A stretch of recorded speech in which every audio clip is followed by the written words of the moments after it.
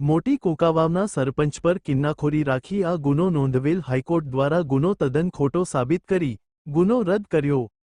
મોટી કોકાવાવના સરપંચ સંજય વી લાખાણીએ જણાવ્યા અનુસાર તારીખ 20 જાન્યુઆરી 2024ના રોજ એમના પર આઈપીસી કલમના આધારે 376, 3762, 504, 506ના આધારે ગુનો નોંધવામાં આવ્યો હતો ત્યારે તેમના આગતરો જામીન મળે ત્યારબાદ નામદાર ગુજરાત હાઈકોર્ટ પાસે એફઆઈઆર ક્રોસિંગમાં ગયેલા હતા। તે નામદાર કોર્ટે આ ગુનાની તપાસ કરી જે યોગ્ય સબૂત પુરાવા કરે, જે સબૂતના આધારે જે પોલિટિક જે સ્ટન્ટ ઊભો કરીને જે ઇસ્યુ ઊભો કરેલ હતો તે મારી આ ફરિયાદ આધારે જે ગુજરાત નામદાર હાઈકોર્ટ તદ્દન આ ફરિયાદ ક્રોસિંગ તારીખ 8 જાન્યુઆરી 2025ના રોજ આ એફઆઈઆર તદ્દન રદ કરેલ છે।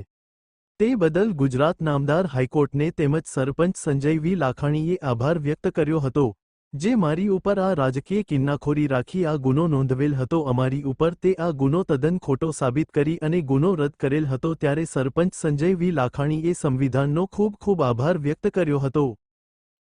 વંદે માતરમ, ભારત માતા કી જય। હું સરપંચ સંજયભાઈ લાખાણી, ગ્રામ પંચાયત કુકાવ મોટી,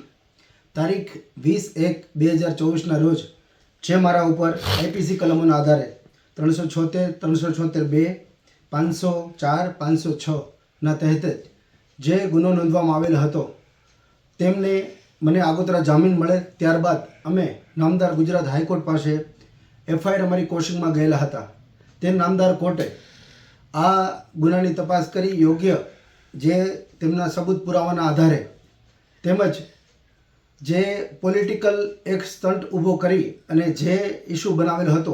તે મારી આ ફરિયાદને ગુજરાત નામદાર હાઈકોર્ટે તદ્દન આ ફરિયાદને કોશિંગ તારીખ 8/1/2025ના રોજ આ એફઆઈઆરને તદ્દન રદ કરેલ છે।